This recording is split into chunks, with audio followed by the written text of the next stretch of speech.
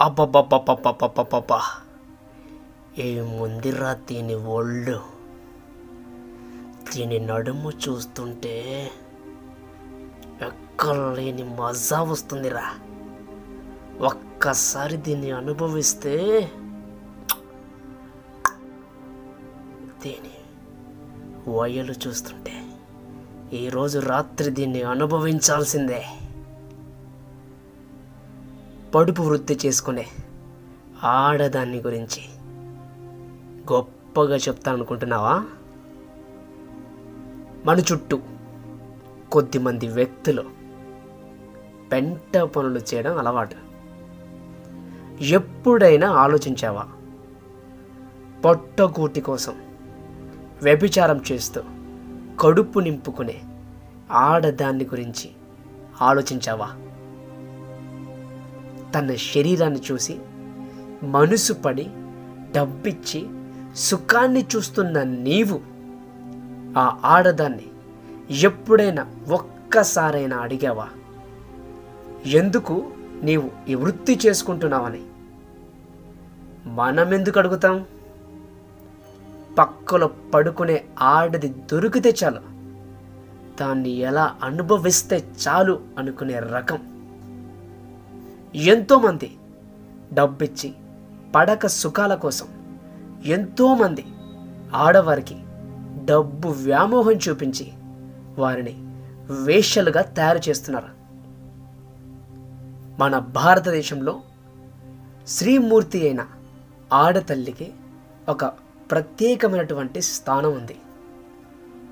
మన దేవతా మూర్తులు అయిన మన అమ్మవారు అన్నపూర్ణమ్మ, దుర్గామాత, కాళికాదేవి, సరస్వతీదేవి, మైసమ్మ తల్లి, సంతోషిమాత, అమ్మతనం కనపడే ఆడతల్లి ఈ దేవతామూర్తులు వీరు.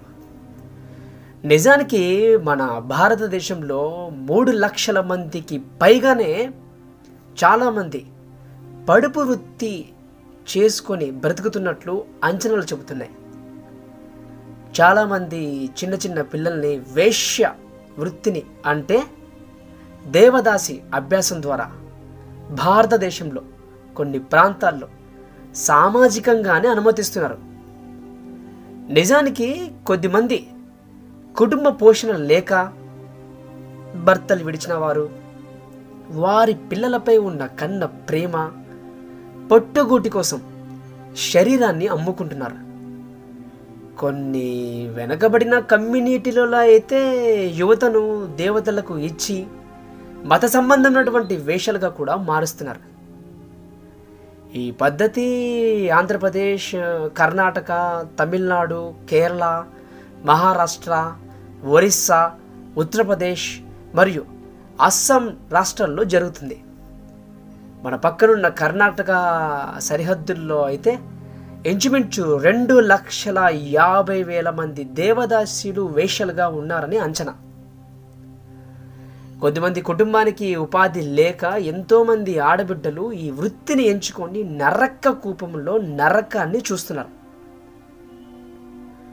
మన చుట్టూ ఉండే వీధుల్లో చాలామంది ఆడబిడ్డలు వాళ్ళకి ఆ వీధే వాళ్ళకు ఇల్లుగా ఉంటుంది.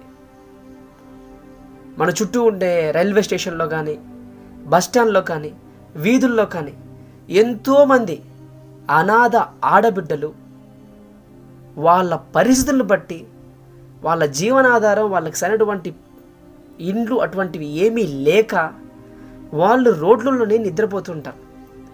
వాళ్ళ పరిస్థితులని ప్రభుత్వము ఏ రోజు కూడా ఆలోచించిన పరిస్థితి లేదు.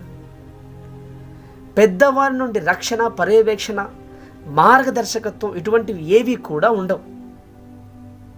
ఇండియాలో సుమారు 18 బిలియన్ల మంది పిల్లలు, అందులో వయసుకొచ్చిన ఆడబిడ్డలు వీధుల్లో పని చేస్తుండడం వల్ల వాళ్ళ జీవితాల్లో సరైనటువంటి ఏవైనా విషయాలు చెప్పేవారు లేక వాళ్ళు తప్పుడు దోవలో పట్టి వాళ్ళ జీవితాల్ని నాశనమయ్యే విధంగా ఎంతోమంది కామాంధుల చేతుల్లో బలవుతున్నారు.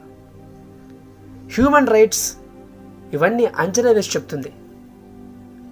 ఈ పిల్లల్లో చాలామంది వేశ్య వృత్తులకు కొన్ని ముఠాలు కూడా వాళ్ళని కొనుక్కొని వేశ్య వృత్తులుగా మార్చేస్తున్నారు. కొంతమంది అయితే ఇంకా లైఫ్ని మా జీవితం మొత్తం ఇదే అని వాళ్ళు నరకంలోనే ఉండిపోతూ ఆ యొక్క వేషవృత్తికి అలవాటైపోతున్నారు. మన చుట్టూ ఉన్న పరిస్థితుల్ని ప్రభుత్వం గమనించడం లేదా?